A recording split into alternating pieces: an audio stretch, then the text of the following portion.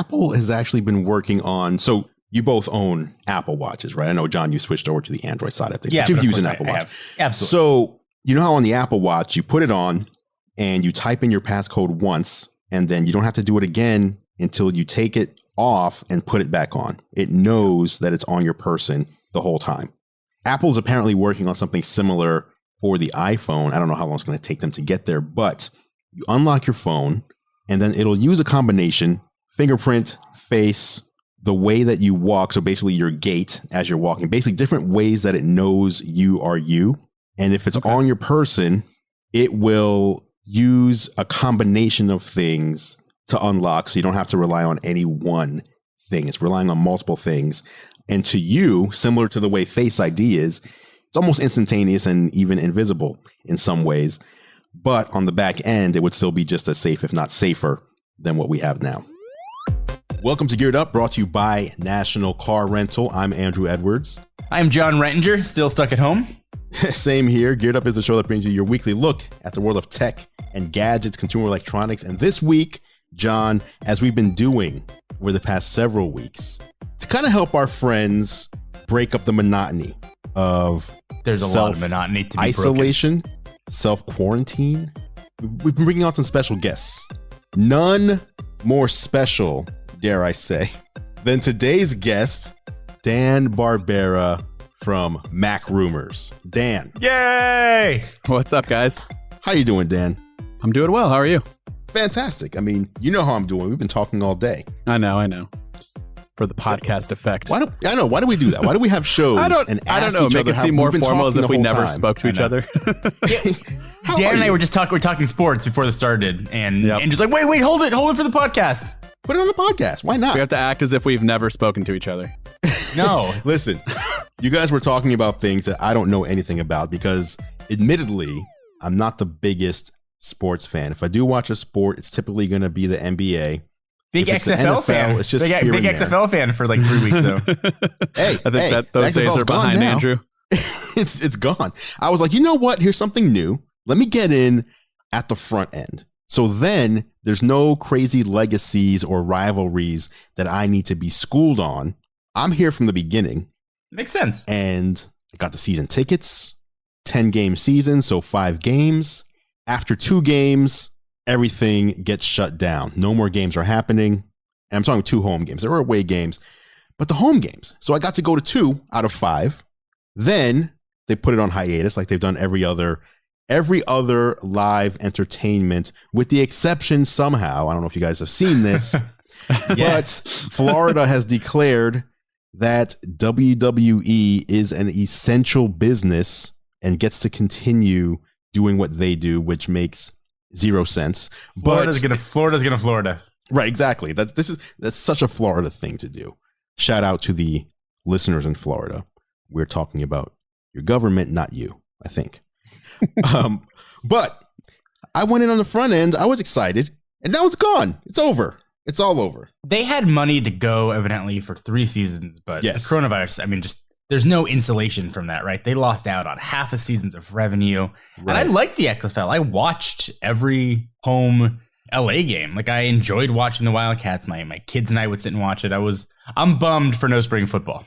Yeah, I was telling Drew, like, I don't know how I feel about it because I was super pumped that there was spring football and I loved the rules and like the newness of it. But I don't know, after like 3 games, it wasn't must see TV anymore for me. Their kickoffs, I mean, we probably lost half the tech audience here, but their kickoff rules I thought were amazing and I hope make it to the NFL. I agree. So, yeah, I'm bummed, especially knowing that it's going to go down in history. Unless I'm mistaken, the Seattle Dragons were the worst team in the entire XFL. That is true. Congratulations. So, yes, fantastic. Yeah, Browns fans know how you feel. Yeah, there wasn't a Cleveland team to be the worst, so we had to pass it off to somebody. That's probably why I wasn't super into it, because there wasn't a Cleveland team, but maybe I'll be a Seattle fan just to kind of keep on the misery of football. Cleveland Browns versus Seattle Dragons. Oh, come on. What happens? Come on. What happens? It would be the Browns, 100%. Probably the Browns. I still bet Mayfield throws 2 interceptions. Well, that's all right. That's a good bet. Let's get into some tech news. That's why people are here. Almost 5 minutes in. Here's our bread and butter. All right. Today's big news. Apple finally announced the iPhone SE second generation. Small phone. Well, small phones are now big, apparently, because the original SE was 4 inches. Now we've got the 4.7 inch. Basically, the iPhone 8 has been upgraded with iPhone 11 internals. And we have a new inexpensive phone for people who want the latest hardware in the more comfortable, more familiar form factor. Correct. Starting, I should say, at $399. Yes. So what a weird world when in the span of 24 hours, Apple introduces a phone for $400 and OnePlus introduces a phone for $1,000. That's true. It's a Yes. it's a very weird Yes. alternate reality that we're in. And I have a lot of Apple related questions. Drew, do you know anybody who's an Apple expert that we could ask? You know what? We've had no specialer guest than this week's guest. His name is Dan Barbera from MacRumors, and he's here. You guys are too Answer kind. all our Apple I was questions. gonna see if Matt Gonzalez was available, but I guess Dan I love will Matt. do. I won't say anything against Matt. I love Matt. I guess Dan will do in He's a pinch. Far more of an expert. Bring him on. So what are the questions? First of all, Yeah. Okay. $399. Can we just admit, like right off the front, Apple has dealt a knockout punch to the low end pricing world of smartphones in America. No one else has a phone for that price with the same level of performance and features. Yeah, Pixel 4a I think is DOA whenever that finally does come. So Dan, let me ask you. So your opinion on iPhone SE, should Apple be competing in these low cost waters? Does it hurt the brand? Or are they just trying to get more phones they sell, more apps they can sell, more movie rentals they can sell? It's an ecosystem play. It's Services. an ecosystem play, 100%. There's so many more services. You know, you're still getting that. By the way, I forgot to mention that today when we put out a video about this. I forgot to mention that you still get that 1 year of free Apple TV Plus subscription. Yes. Because I thought that was only to the stuff purchased in 2019, but that's actually carried over. And so what a great deal at $399 for a phone with basically flagship specs. I mean, you're not getting the fancy features. It's not going to look as nice as an iPhone 11 Pro. But I mean, how many times have we heard the average consumer tell me that they really don't care about that? They just want something that's going to perform really well. You know, it might not be the latest and greatest, but I mean, personally, this is the instant recommend in my opinion. Maybe not the 64 gig.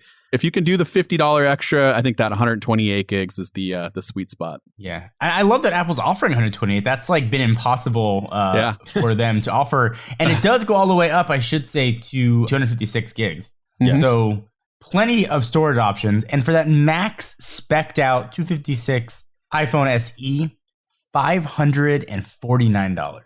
Still a good deal.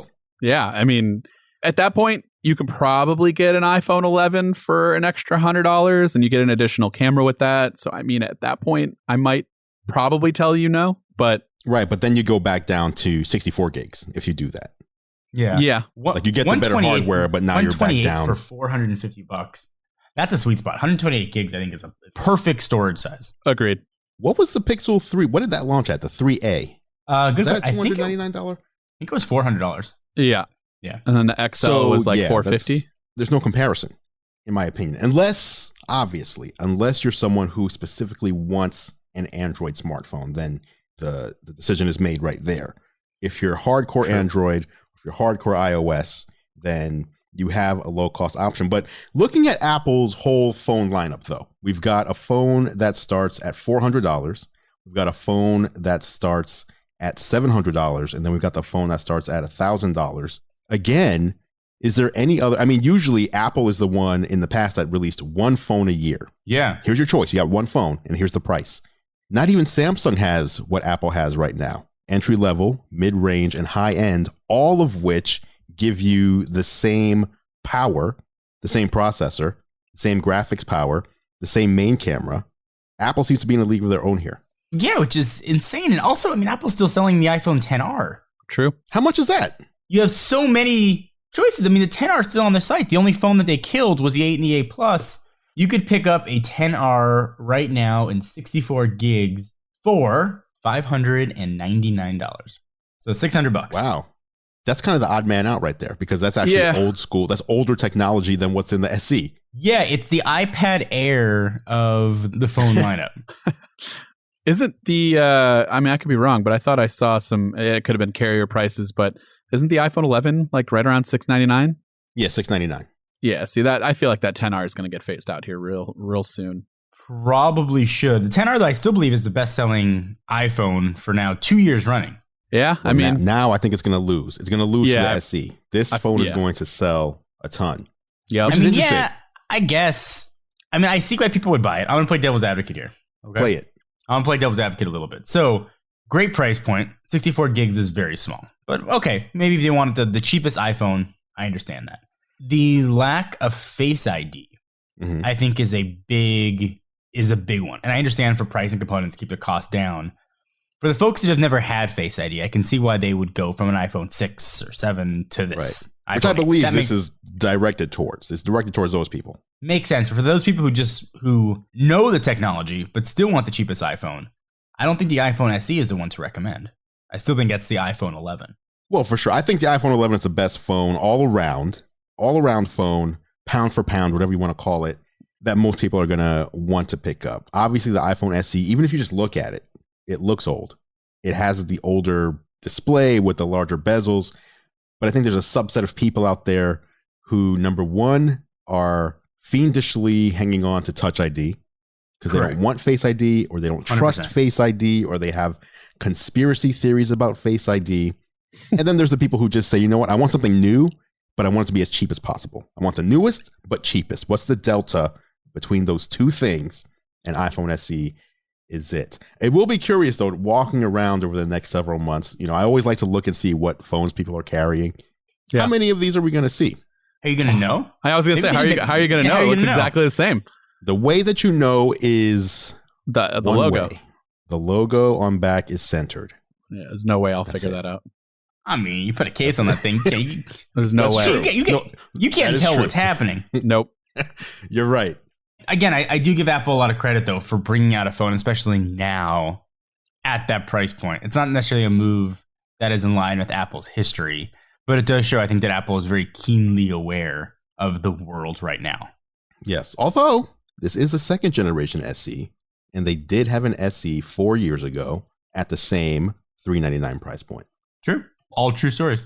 My grandmother's rocking the first Gen SE, and she loves it. Oh, really? We still have one, too. She loves it. Yeah. I had to bust this. I'm holding it up to our video chat. I had to bust this out for the video I'm shooting today on the iPhone SE. Why not bring out the first gen, rose gold? Now, what's your beef with Touch ID, John? I think I have messed up fingerprints. Maybe I have I'm fingerprint deficient, but any fingerprint readers never work as well as they should. Nothing's perfect, but I'm always putting my finger on. I always have to put a passcode in. So Face ID, face unlock that the iPhone has, the Pixel has, and some of the LG phones have, has been amazing. It's made life a lot easier for somebody whose fingerprint stuff just for some reason never worked that well. Interesting. I feel like my face is messed up then because I'm having the opposite experience. I mean, we didn't want to say anything. You're a guest on the show. True. It's okay, guys. We're all friends here. It's fine. No, but I feel like the Face ID, you could fix issues with that a little bit easier, right? Like your face is your face. Like you could scan it again. But if your thumb doesn't work, I mean, you can't do anything about that, right? If your ridges on your thumb aren't deep or something. Sure. So my issues with, and this is a hill that I've died on a lot with Touch ID. Now, my solution is that I'd like to see them do, if they can implement it well, like a lot of these in-display fingerprint sensors that you see on like S20s and you know, the OnePlus, they're good. They're not great. If Apple can do what Apple does and perfect it and be later on like they usually do, I would love to see that in conjunction with Face ID to where you have that fail-safe, because it still is slightly quicker to put your finger down than having to swipe up and do the passcode kind of thing. I always feel like I go way too fast and I miss it and I got to do it again. But my biggest things for me are when I'm lying in bed, my pillow or something might be covering a little part of my face. I got to kind of get up. And then, you know, when you're on your desk, you got to do that awkward hover over your desk to get it to, unless, of course, you can pick it up. But the whole point of tapping on it and seeing a notification, being able to actually read the content if you have that privacy like lock on it where you can't see what's going on until you authenticate, that's the issue for me. And so I would welcome Touch ID if I could. So I'm probably not going to use the SE as my daily phone because I'm just not used to something, you know, that small. But I'd love it on like the next iPhone 12. Apple has actually been working on, so you both own Apple Watches, right? I know, John, you switched over to the Android side of things, yeah, but you've used an I Apple Watch. have. Absolutely. So you know how on the Apple Watch, you put it on and you type in your passcode once, and then you don't have to do it again until you take it off and put it back on. It knows that it's on your person the whole time. Apple's apparently working on something similar for the iPhone. I don't know how long it's going to take them to get there, but you unlock your phone and then it'll use a combination, fingerprint, face, the way that you walk. So basically your gait as you're walking, basically different ways that it knows you are you. And if it's on your person, it will use a combination of things to unlock. So you don't have to rely on any one thing. It's relying on multiple things. And to you, similar to the way Face ID is, it's almost instantaneous and even invisible in some ways. But on the back end, it would still be just as safe, if not safer, than what we have now. I mean, I'd be on board with that. Yeah, I'm in. Make that happen. Yeah. Yes, please do, Tim. So before we move on to the next topic, just so we cover it, because I think all we talked about was we have a new iPhone. It has the iPhone 11 internals and an A13 chip. You have the same 4.7-inch Retina display, Touch ID, as we just mentioned, wireless charging, gigabit LTE, Wi-Fi 6, 4K recording with extended dynamic range now at 30 frames per second, 4K 60, non-extended dynamic range, stereo video recording. So it's not just a new phone with a new processor and graphics. They put a whole bunch more in when compared to the iPhone 8. And the best part, I think, for a lot of people, the battery is now rated at 13 hours. So they've removed the 3D touch layer like they've done with the other phones, and they've been able to put a bigger battery in there. I think it's if I'm not mistaken, the largest battery or the longest battery time that they've quoted, 13 hours. Wow. The phone's going to go all day. Yeah. Especially at that resolution for your screen. Right. I feel like whenever Apple adds something amazing like this, they always do one thing to like take it a step back. So does this phone have does this one have like a 30 pin connector in it? I mean, is that how this charges? Hey, as we have wireless charging and you got lightning, they did their thing. The other thing Apple announced today, not as big of an announcement, but previously the new Magic Keyboard for the iPad Pro, the 2020 edition, and will also work with the 2018 edition, was set to ship and be released in May, and it is now available to order today, and it's going to start arriving this month here in April. Have you guys been using, I know, John, how much you love your iPad Pro 2018 version. Dan, I do. I love my iPad. Where you at, Dan? Oh, I'm right there with John. I love my iPad. I don't want to carry a MacBook Pro whenever we go to events or travel or anything. I don't want to carry that at all. I just want to have one device in my bag to where I'm on the plane and I can watch movies and do the tablet-y stuff. And then I can use LumaFusion or whatever new app is out there, hopefully in the future, maybe Final Cut. And I can edit my videos. And the only thing missing for me with that was that keyboard with the trackpad built in, the inclusion of everything. I don't want to use my Apple Pencil for majority mouse things. Right. And I don't like touching my screen all the time. I like that I can do that if I need to. But I've been so hyped on this, and I'm hoping it's not a huge disappointment. I don't think it will be, just because we kind of got the feel of what it's like to use the trackpad and the way it works and the cursor and everything with the 13.4 release, and you use your trackpad too. It works fine. So I'm assuming it's going to be just like that. And then now we have a scissor switch keyboard. I'm assuming that's also going to be very much in line with what you get on the MacBook Pro and the new MacBook Air. So, I mean, what is there not to like? Now, except for the floating hinge, I still have reservations about that, because I don't know about you guys, but I don't think it's very good. And it's not a floating hinge, but the way the magnets work with the iPad Pro on the Smart Folio keyboard, I don't think that's very good. Obviously, lappability, that made up word that we all use, is that a real word? That's Panos Panay. He made that up. Yeah, Microsoft word. Microsoft. Okay. Yeah. So the lappability is not great with that. They obviously touted that it's super improved compared to the Smart Folio keyboard. So that's my hope, is that it's basically a laptop. And I know people are like, why would you want that? Just buy a laptop. But Dan, let me ask you a question before I talk about the Magic Keyboard. Sure. As iPad fans, and I'm unabashedly think the iPad is probably the most perfect product, the iPad Pro, the most perfect product Apple's ever made. Sure. Do you see a difference in your use case between your 18 and your 20 iPad Pros? No. Like at all? And I use my iPad so much. I was so excited for the new one. I'm like, well, this is going to be faster. It's going to be a better battery life. I can't see in anything that's come out thus far, any difference whatsoever. I mean, no. So I guess I'll let you know in like a month when I start editing more videos on it. And maybe I'll edit videos on the 2018 and see how well that works and if there's a difference that way. But my guess is I don't think it's going to be anything super noticeable. So by all means, if you're listening out there and you have a 2018 and you're like, should I get the new keyboard and the new iPad? Just get the keyboard, man. Just don't even worry about the 2020 right now. I don't think you need it. That's my take on it as well. I'm probably going to return my 2020, which is a big bummer. But I think the only thing is, and it may not be a big deal to many people. However, faster graphics. Mm-hmm. If you're a gamer, you get faster graphics on the newer version, up to 20% faster graphics. And then you have the LiDAR sensor, which currently doesn't do much. However, I think it's released now on the iPad, so developers can start getting into it so that by the time the iPhone is announced and released, there's content for the iPhone. So I think it's all about getting it out there so that the iPhone has stuff to show off. But then once that happens, your new iPad will have access to augmented reality content. Again, may not be a big deal to most people. I think most people will never use it. But those are the two things that I would say to consider. Absolutely. And out of everything in the tech world that I use and love, I can't think of anything that's of less interest to me than the rear-facing cameras on my iPad. Like it's of no use. And then you throw in AR, which I also find very little use for. Yep. You know, I understand that the Z processor has an extra sort of GPU core that's enabled. And I know that's par for the course for a lot of manufacturers. Intel does it with i3, i5, and i7s. With their failed cores, they just sort of drop down the number. But I think it's a testament to how good the 2018 iPad Pro was and how much headroom that tablet had when it came out. And transitioning back to the Magic Keyboard, I am super hyped for it. Yeah. I mean, it's ridiculously expensive and we're all probably dumb for paying that amount of money for a keyboard.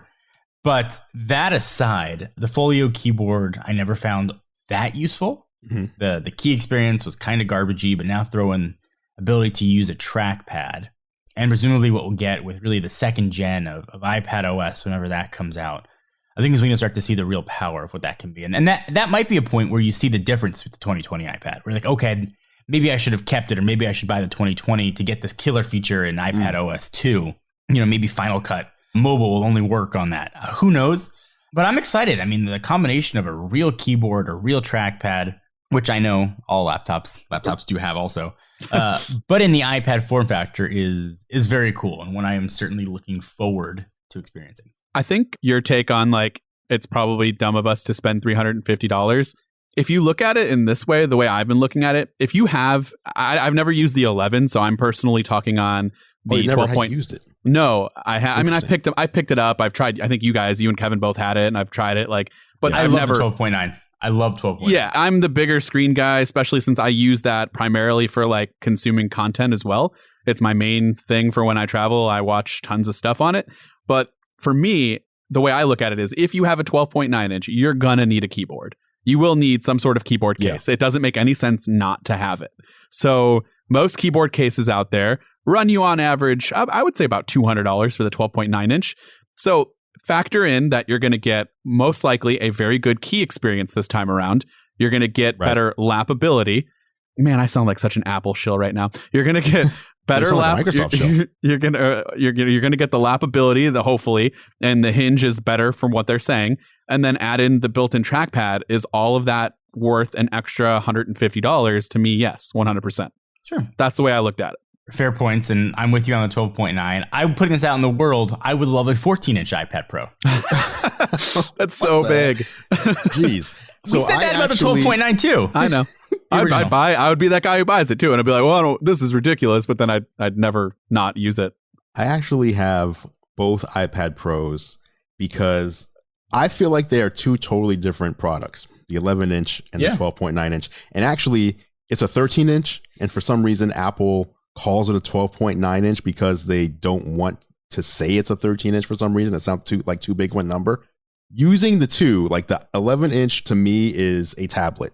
I can carry it around. I can hold it in my hand very comfortably. I can read very comfortably. When I go up to the 12.9, I feel like that is the horizontal, setting it up in a stand, kind of like what Dan said, and using it similar to a laptop. It's not that comfortable to just hold casually. in my opinion. Are you guys just using it like a tablet as well? Just holding it in your hand, carrying it around in portrait orientation? No. Dan's like, no, I can't do it. I can't lift it. I try. I do. I do it. I don't like it. That's why I've had many, honestly. So when the new ones were announced, or even before we knew they were coming, I had it set in my mind, set in stone, that I'm going to try the 11-inch this time. Because, I still had the other one, and I was very fortunate enough to where if I don't like the 11-inch, I could just use the 12.9-inch from 2018. It's still very good. There's no reason to really upgrade, like we've said, unless you really like the stuff on the back. But then they announced the keyboard and everything, and it became more of an actual, this is a full laptop replacement now for me, 100%. I want the bigger screen. So that derailed my plans of going 11-inch. How about the Apple Pencil? You guys use that? It's a whole other story. I lost mine. How do you lose the Apple Pencil? So that pretty much gives you your answer right there. It's somewhere in my backpack. It sticks to the side of the iPad. Yeah, mine's actually stuck. See, I'm using my iPad for this video call, so I stick it right there. But I don't know. If I was a student, it would be amazing. But I have no reason to really write anything. I'm not very good at drawing. I use it on Procreate to make some titles and stuff that I can export. Those are pretty cool. Unprocreate? No, in Procreate. What did I say? In Procreate. In Procreate is what I meant to say.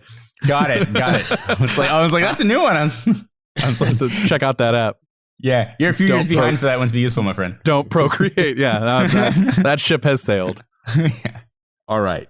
So that's the iPad Pro, Magic Keyboard. You can order it now, shipping later this month. Okay, before we take the first break, one last story real quick. John, I know you're not, I tried to talk about gaming a couple weeks ago and you were like, yeah, I don't care. I have children. I have no time for anything. I'm not trying to talk about this. But now Dan's here. And the Xbox One X, which is the most powerful game console currently shipping in the world, which was $499, has been dropped to $299. If you're at home looking for something to do and you want a game console, I don't know that there's any better option out there than a $300 Xbox One X with Game Pass Ultimate. John, have I just changed your mind? So, since we last recorded our podcast, I have purchased a new game console. Oh, really? So, we have a Switch that my kids have taken an affinity to. I bought a Switch Lite for myself to use, to have, and to love. And I will still maintain that a Switch Lite will still be a good console for a while, whereas the admittedly powerful Xbox One will be an obsolete, outdated console in just a few months. True. But isn't the new one that's coming out like super overkill for 90% of the people who just want to buy something that's good and gonna get them by this boring time? I'm going to tell you why you're going to want the Xbox One Series X. It has a LiDAR sensor on the back. Oh, I'm in. 100% sold. Dual keyboard. Cameras. Yeah, it's got more cameras on the back. So, I mean, that alone should give you a reason to want to upgrade your Xbox. I'm the worst gamer in the history of gamer. Not from skills. Like, I don't think I'm very good, but at certain games I'm good. The only one I play is Madden on a regular basis. There we go. Most people. Matt, I'm with you on Madden. Well, okay, we'll get an Xbox so we can play. We'll I do. I have one, and that's all I play. We'll talk about that later. All right, let's do it later. All right. But for me, I'm interested in every game. Like, I want to play Call of Duty Warzone. I want to do... Andrew's been trying to get me to play Gears with them, and it's... Come on. I want to play so bad. I have the system. Like, I can do it, but then I also have 2 kids. I work a ton, just like all of you guys.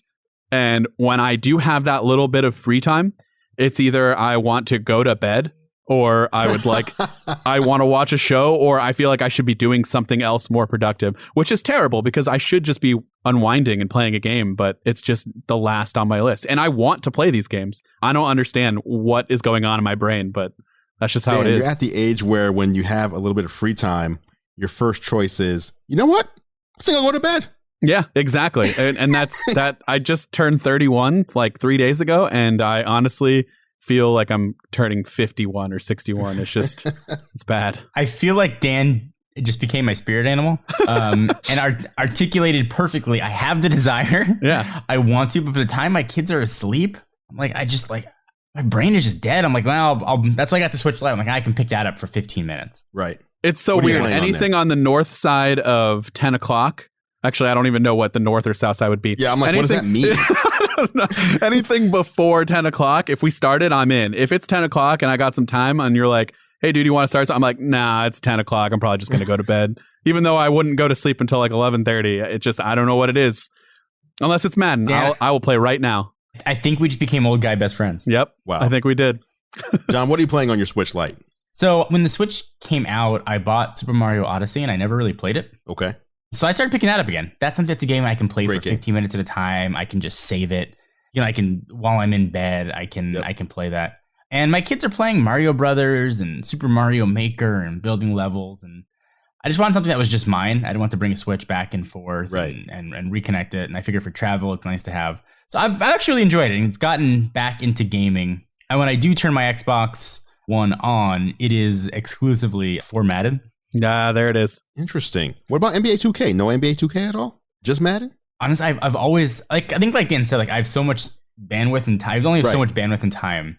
And I've just always played Madden. So I know the controls. I know how it works. I'm like, I probably would love 2K if I gave it a fair shot, but I know the nuances of Madden and it just works for me.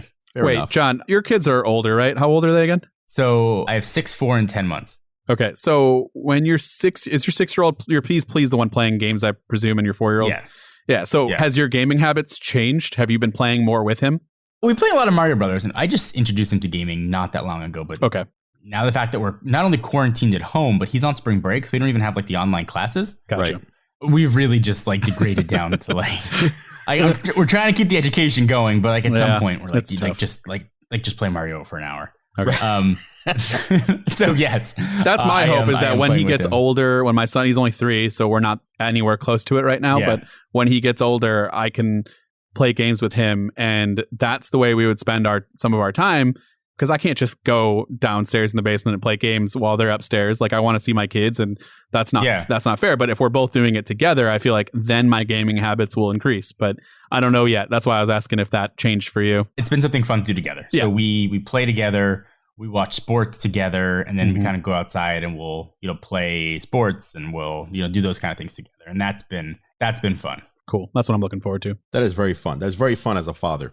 Before we take a break, back to the Xbox, the one thing I wanted to call out here that I'm kind of admiring about what Microsoft has done, we're about to see a new PlayStation and a new Xbox both be released before the end of this year, if all goes to plan. Let's throw that out there. If all goes to plan, we'll be seeing these 2 new consoles, a new console generation.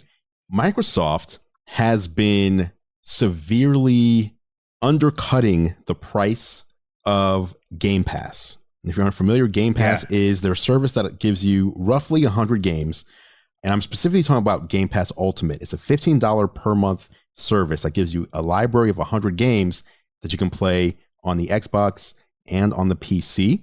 And what they've done is if you have any Xbox Live Gold, so just the Gold account that lets you play online, and you upgrade to Game Pass Ultimate, they will give you a month-to-month transfer. So the $5 per month Gold membership will just turn into the $15 per month Game Pass at no extra cost.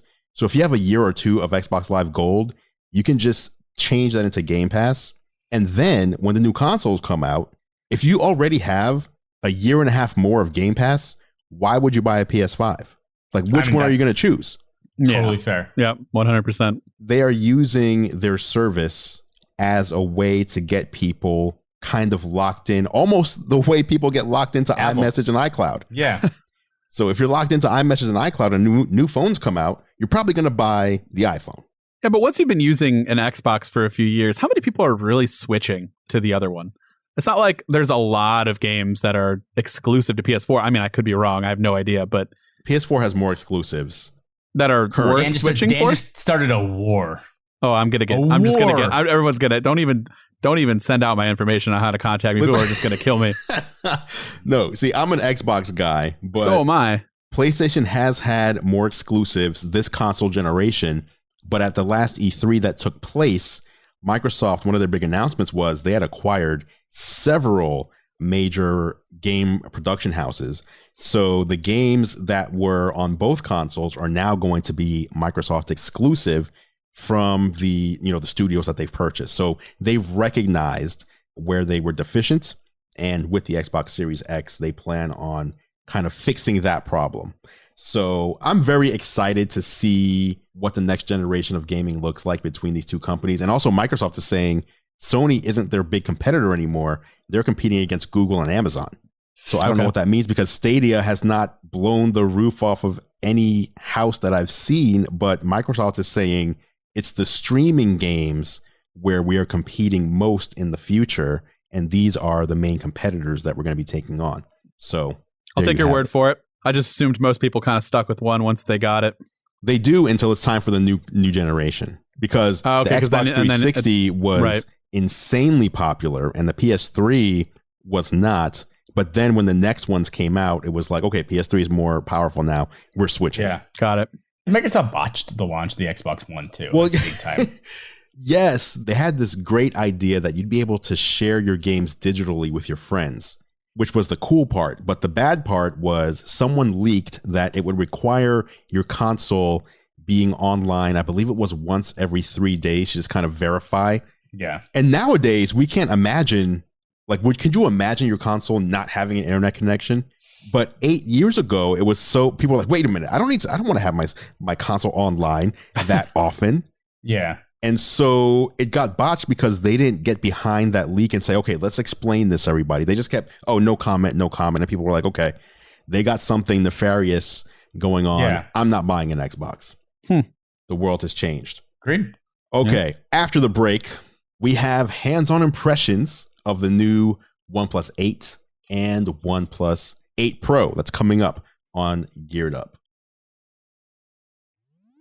Welcome back to Geared Up, brought to you by National Car Rental. I'm Andrew Edwards, and it is now time for the National Car Rental story of the week. As you know, Geared Up is sponsored by National Car Rental. And if you don't know, I also do a show with National Car Rental on YouTube called Technically Speaking, where I bring you the latest, my picks for the best tech for business travel. Whether you're business traveling or even whether you're going for leisure travel, there's a lot of tech out there that can make your travel more efficient or even more fun. You can check these episodes out at the nationalcar.com control center or go to youtube.com/nationalcarrent. The latest tech puts you in the driver's seat. National Car Rental's Emerald Club will keep you there. Once again, big shout out to National Car Rental for sponsoring Geared Up. All right, time for the National Car Rental story of the week.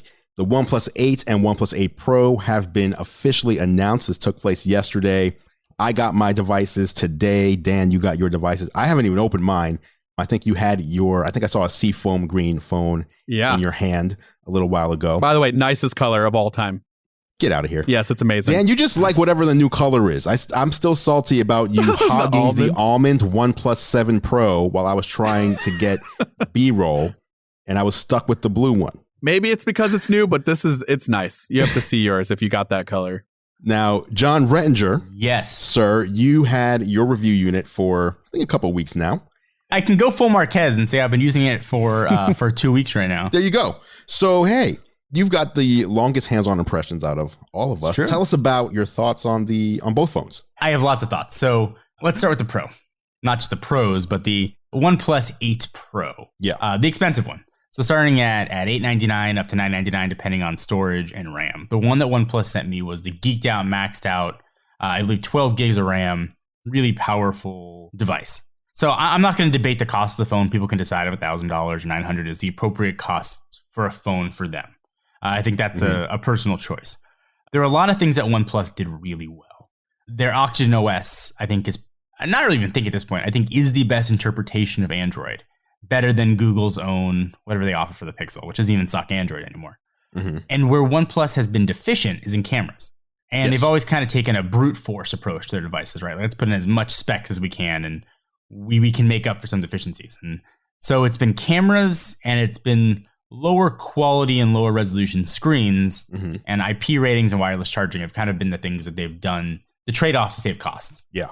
They have flipped that script with the 8 Pro. And I want to start with the screen. I think all of us will probably readily, and Dan may be partial to the iPhone 11 Pro screen, but Samsung displays, and these are displays that not necessarily Samsung made, but that are on Samsung flagship phones, I think are the best displays on the planet.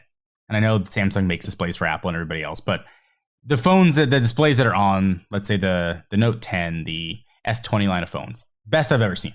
The display on the 8 Pro is as good as the best Samsung panel that I have ever seen. As far as color reproduction, as far as brightness, completely taking out the fact you can turn it up to 120 hertz, and then you can even scale it all the way up to QHD resolution 120 hertz, and the phone can be dynamic and it'll determine when it scales the resolution, the refresh rate up. There's a lot of smarts in here that does things that even the flagship Samsung phones won't do, and gives you choice to how you want to use your phone. Do you want to destroy your battery, which I will talk about in a minute, with high refresh rate, high resolution? Then OnePlus will let you do that. They're not going to tell you how to use your phone or how they think they should best use your phone. That's kind of what Apple's been known for, and even recently what Samsung's been doing. So I respect that. And the screens are absolutely amazing here. Camera has been a real problem with OnePlus, especially when cameras have gotten really good. The camera system here is very good. It is not the best in the market, but it is amongst the best. Keeping with the theme of Samsung, they've kind of erred to go for a Samsung look of pictures. They're a little more processed, a little more poppy. Okay. And, I was talking with Matt Gonzalez, who prefers the iPhone pictures, and he was kind of explained it well, I thought. He said the iPhone pictures come out looking like raw images. Yeah. They're a little flatter, and you can edit them to look however you want. If you prefer, you're just not going to edit your images at all, and you like a poppier color, then you're going to love what Samsung is doing. And I think that's true with the OnePlus. And is there like a beauty mode that's always applied like we're seeing with Samsung, or is it? No, not even beauty for like facial smoothing. I mean, it's like greens look brighter. I didn't see any weird facial smoothing. Greens look brighter, reds look, colors just look more vibrant. Like you've already sort of ran it through a filter almost. Where Android has been way behind in Apple, though, is video quality. I mean, Apple's just nailed video. When I'm using Android, I'm using it right now, I used to have to bring an iPhone with me to events when I would want to film video because it was just so bad on Android. The Snapdragon 865 has fixed a lot of those inherent video problems that Android has had. And video is actually now really good on the OnePlus, where I wouldn't need to bring an iPhone. It's a very capable video camera. Microphones are great on it. So those areas got fixed. There's an official IP rating here, which is really nice to have. OnePlus has never done that. And OnePlus has also been really stubborn with wireless charging. And they actually have 3 different wireless charging standards in this 8 Pro. You've got Qi, you've got their proprietary, what's it called, 30-watt dash wireless, which if you want to spend $70 and get a wireless charger, will charge your phone at 30 watts wirelessly, which is insanely fast. And when you consider Apple's fast charger in the box, I believe is 18 watts. Yes. That's staggering. Yeah. Almost double for wireless is awesome.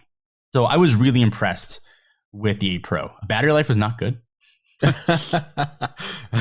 I barely got through a full day, and that was with the resolution set to 1080 and 120 hertz refresh. But also, our phone use cases now are weird, right? We're on our phones way more than ever before. Right. We're stuck at home. So that might have been an issue with it as well. And it's got a waterfall display. So while the screen is beautiful, I had a lot of false touches on the sides because of that. So that's a fad. It needs to go away. It looks beautiful, right? It does, but who cares? It has to go away. Yeah, I'm very much with you on that. And in the camera system, you've got zooms and telephoto and all that stuff you'd expect. The 8 is a very interesting phone as well. And I asked OnePlus why they have expensive Pro line. They said we wanted a phone that could compete against any phone on the market. Okay. And for folks that want to have the best, but also maybe not spend the most, that's where the 8 comes in. And the 8 is an incredible phone. It's got 865. You can get it with 12 gigabytes of RAM. It's got the same wide angle camera that was the only one really in the 7T. It's got a macro lens in there. The only real difference is here, it's a bit smaller. It's got a 90 hertz refresh screen, and there's no wireless charging. So if you don't care about wireless charging, I would happily go the 8. Really good, really capable phones. I think they represent the best of Android, which is a fun thing to say from a company that's newer and smaller than a lot of the competition. And now I will stop talking. Okay. So for people who are, in case I missed it, it basically sounds like what you're saying is if you don't care about wireless charging, OnePlus 8 non-Pro might be the phone. 100%.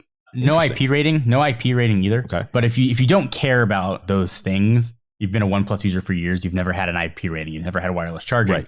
The 8's an incredible way to go. It's an amazing phone. And it doesn't feel cheap in the hand. It doesn't feel like a plastic phone. I mean, it feels as premium as the 8 Pro. They did a really amazing job on it. One small caveat, and this is an issue maybe that's unique to me. I'm with AT&T. I don't get very good cell service at my house. I rely on Wi-Fi calling.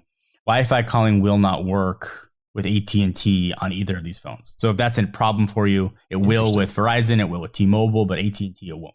Why? That's curious. Why? It's a longer story, but I've reached out to AT&T to ask, because it seems like an AT&T issue, right? Yeah. It's a manufacturer issue. It has to do with E911. You know, when you call 911, they could know. The manufacturers have to certify the phones to essentially say, hey, like, we're signing off that the E911 features work, and that costs money and time. And a lot of manufacturers, a lot of OEMs, carriers rather, don't force that on the manufacturers. They'll just turn it on and make it work. So E911 is there, but it might not be accurate. AT&T is insisting that it be accurate. So current generation Samsung unlocked phones, wireless calling won't work because of that reason. OnePlus, wireless calling won't work because of that reason. Interesting. So it's kind of not AT&T's fault, and maybe it kind of is for having maybe more stricter guidelines, but it's also to protect the consumer. So it's double-edged sword. But I want people to know if they rely on Wi-Fi calling for any reason, and you're on AT&T, you're gonna have problems. Fair enough. Phones recommended. Absolutely. If you're on the Android side of things. Now, obviously, you're John Rettinger. You're all about the foldables, and you have the fold, and you got the flip, you got the ultra, the regular. You have everything. But if you're the average person out there looking to upgrade your 2-year-old phone and you want an Android device, you're comfortable saying this can be your device for the next 2 years. Pick up a OnePlus phone. It's cheaper. You're not really going to be missing out on other features. Not just comfortable. I think I would strongly recommend the OnePlus 8 or OnePlus 8 Pro for anybody who has a phone that is older than a year. I think you are getting incredible fast devices. OnePlus is committed to updates. You get updates sometimes even quicker than even Pixel devices. You're getting blazing fast operating system. They've only tweaked good things. They don't have redundancy in there. You don't have 9 different app stores that you got to go through to update stuff. I don't need 6 different calendar apps. I don't need 9 different messenger apps. I don't need any of that. Fix stuff that needs to be fixed and leave everything else alone. And that's what they've done with Oxygen OS. And it's gotten to the point now where if I saw, let's say, the Galaxy S20 Plus and a OnePlus 8 Pro both on the table, I ordinarily would have gone for the Samsung for the cameras. I think now I'm picking up the OnePlus. Wow. All right. There you go. Dan, any final thoughts? Obviously, you haven't really spent much time with it. I'm gonna save my thoughts because I haven't even opened my devices yet. For sure. Yeah, so I opened mine about a couple hours ago, and I've spent very little time, but I know OnePlus pretty well. This isn't my first OnePlus phone by any means. It's not my first Android phone. And John, me and you are definitely we have similar thoughts on a lot of things. And although you and a lot of other people might think that I would prefer Apple in most cases, I don't. I mean, I prefer iOS just because it's my job and it's easier for me. But if I was an average, I don't know, it would be really hard for me because hardware wise, I like OnePlus and Samsung phones. I love the way they look, they feel, minus the curved edges, which drive me insane. You're 100% right. Samsung makes the best displays. And whether they're making it for everybody else, they're obviously saving the best for them and their best technology. And OnePlus knocked it out from what I can tell. The 120 hertz refresh rate is awesome. But at the end of the day, it's going to come down to iOS or Android and which one you want. If you're an Android person, you're right. I mean, just from the couple hours that I've spent with it, if you want to save money, there's nothing in that price range that's going to beat the OnePlus 8. And then the OnePlus 8 Pro has all the same flagship features.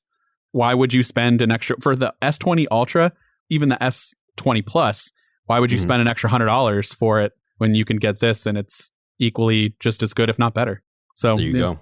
I mean, again, that could change. I don't have AT&T, so I don't know. I've got good service here with T-Mobile, but we'll see. I need to spend some more time with it. But the Seafoam Green, by the way, I'm still harping on that. It looks amazing. It is a beautiful color. Yeah. It is absolutely a beautiful color. Did you open the OnePlus 8? Wasn't that one supposed to be kind of like the Aura Glow-ish? That's the one that, well, no one can see this, but for you, Drew, that's the one that changes colors like what the S10 did. Right, the Aura Glow.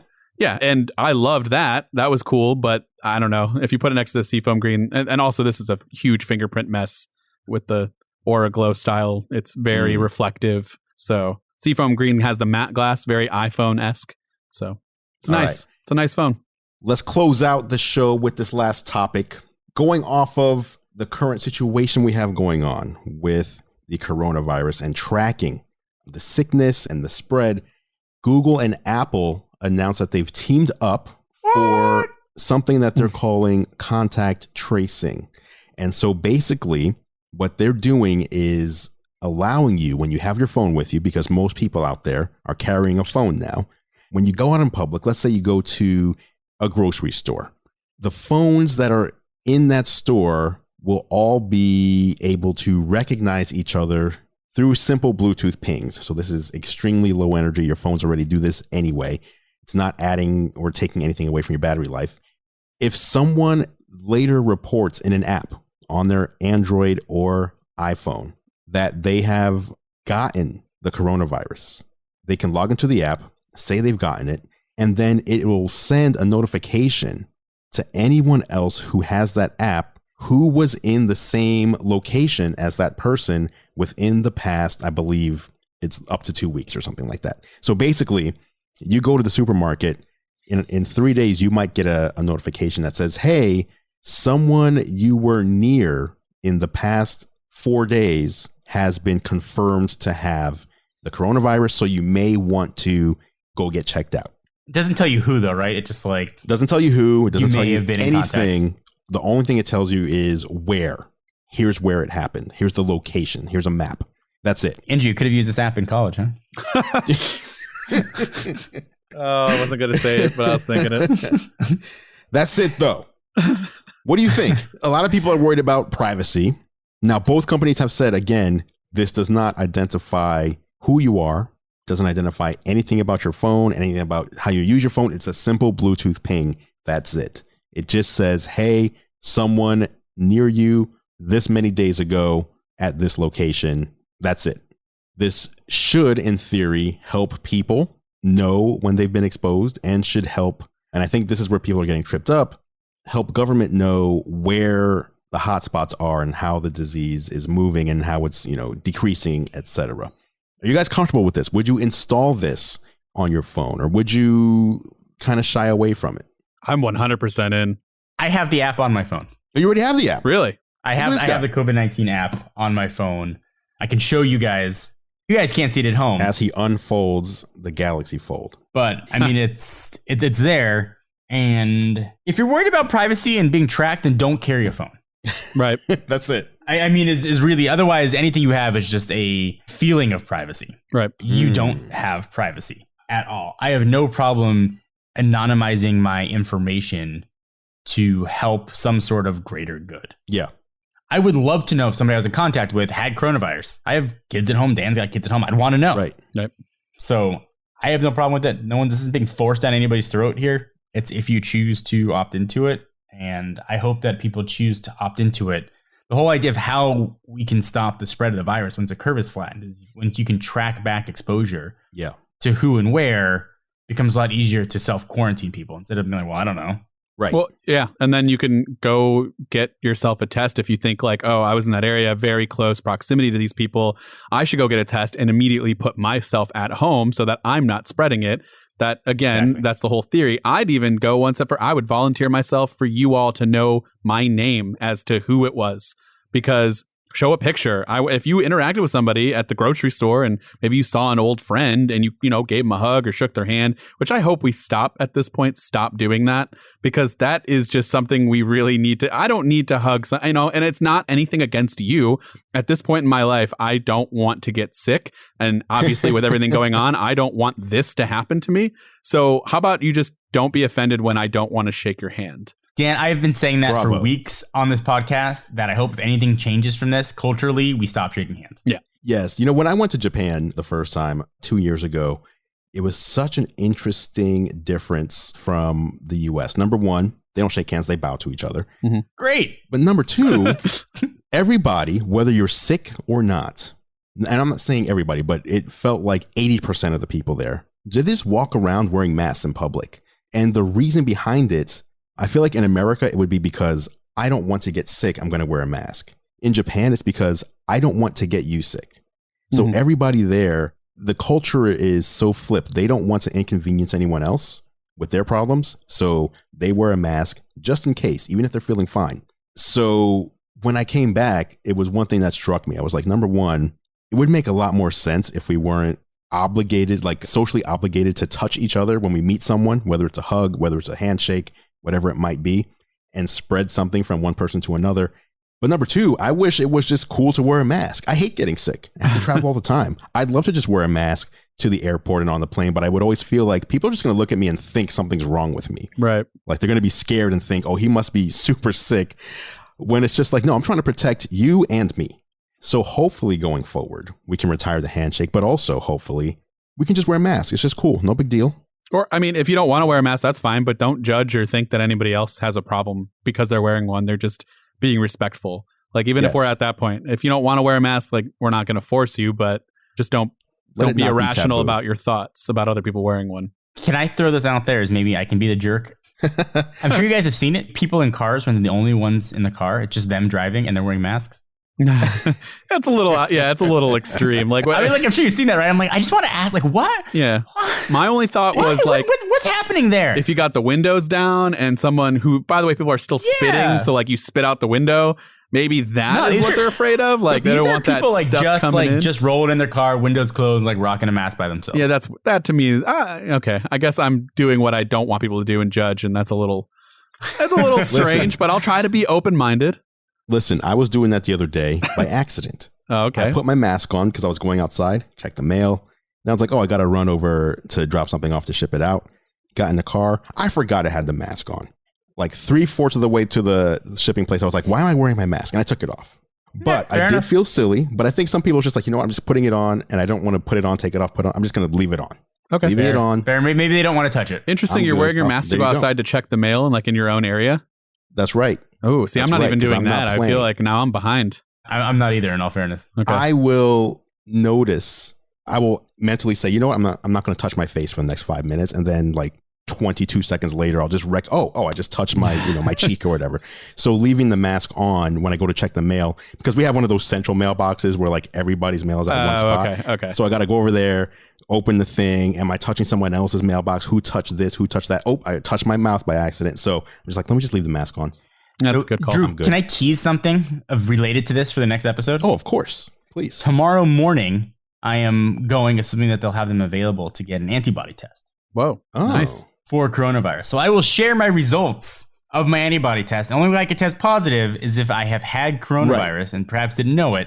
I will share those results on our next podcast. You get the results in 15 minutes. Do you think that you may have? Well, so here's the thing. So California is weird. There's been a huge amount of cases, obviously, unfortunately, a large amount of deaths, but the death rate in California is exponentially lower than the rest of the country. Oh, interesting. And there's a working theory that California was exposed to COVID-19 months before. We're talking like second half of 2019 for the rest of the world, just due to the amount of flights. I think they said 8,000 flights came from China into SFO and LAX. Okay.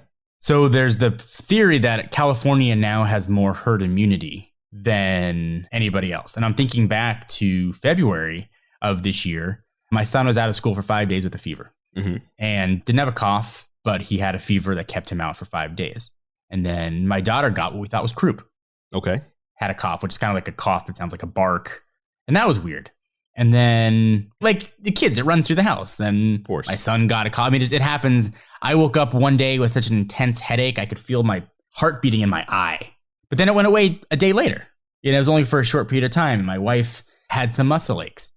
So who knows? It probably wasn't that, because you can kind of pick and choose the symptoms you get. But I'm hoping it was. Yeah. John, when in February did this happen? End of February. Oh my gosh, this is so weird. So same thing? Yeah. So remember, we were in San Francisco for the event for the S20. Galaxy S20, right? And there was a lot of, I believe there were people from South Korea because that wasn't on the banned list, but they also got hit heavily. And me and you were very close proximity. And I got home 14 days later, exactly 14 days later from when I got home, my son had tested positive for flu B. Now, people will be like, oh, he got flu B, that's it. Yeah. My buddy, one of my best friends, roommate from college, is a doctor, and he said 15% of the people that test positive for the coronavirus have also tested positive for flu B. So I should say, though, I didn't get it until it went through everybody else in my house. Okay, so for me, I didn't have anything. Yeah. But my son got it. He had 104, 105 degree fevers forever. We couldn't break it. Terrifying. Yeah. And he had a horrible cough, which we thought was croup because he had it before, but it sounded different. And he physically couldn't breathe. We had to get him breathing treatment, got him a little bit of oxygen at the hospital. It probably ran through your house, too. You guys are probably all... I brought it up to the doctor, and at that time, it was so new. She's like, we can't do a test unless you've had symptoms. And I'm like, but I can be asymptomatic. And she's like, I know, but I cannot get you a test. So, and then my daughter got it. She didn't get the cough as much. She got a little bit, but she got the bad fevers for a while. And my wife has had a cough for months since then. Well, the month and a half, 2 months that it's been since that time period. And so, and for me, you know, I always have migraines and stuff. So the headache could have been a thing, muscle aches, who knows? But I didn't have any problems. I don't think I could be that lucky, but who knows? We may have been exposed to the same thing or the same person, or maybe my kid got it from somebody at school. But I mean, when you have an antibody test available, I think take it. I mean, it essentially, obviously, you can still get it again, but it means you really can't transmit it. Right? Can I say something? Be a little bit easier. So I just want to say something real quick. Yes.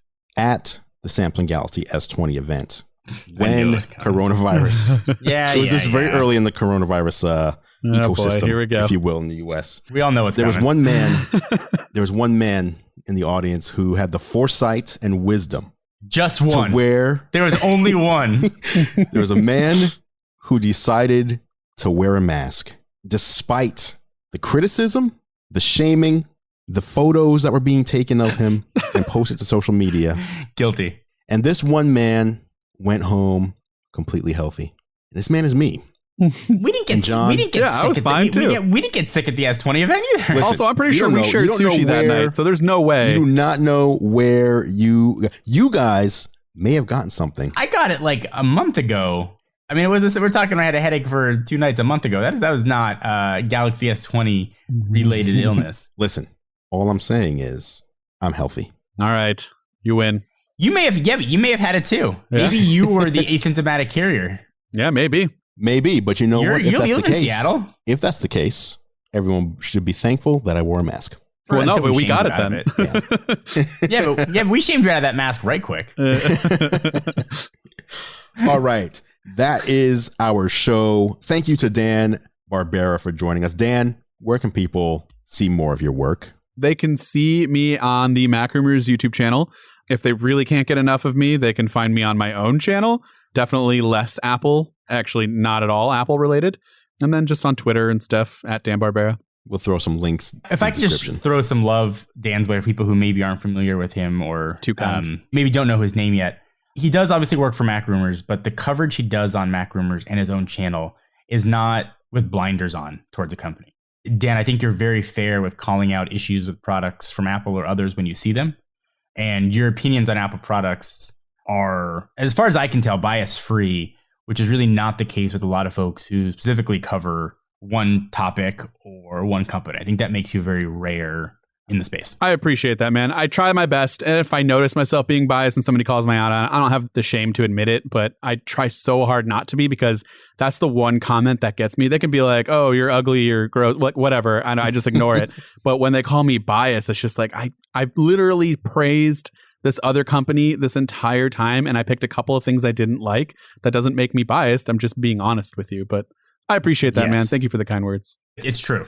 Thank you. I would like to say that I agree. And I did actually want to also talk about on this show Dan's opinions on Apple's aptitude for naming their products. But then I knew we'd be here for another hour. We'll be here forever. Listening to Dan's hatred for how Apple names products. Well, let me just say, I'm glad they didn't call this the iPhone 9, because that's a very, very dumb name.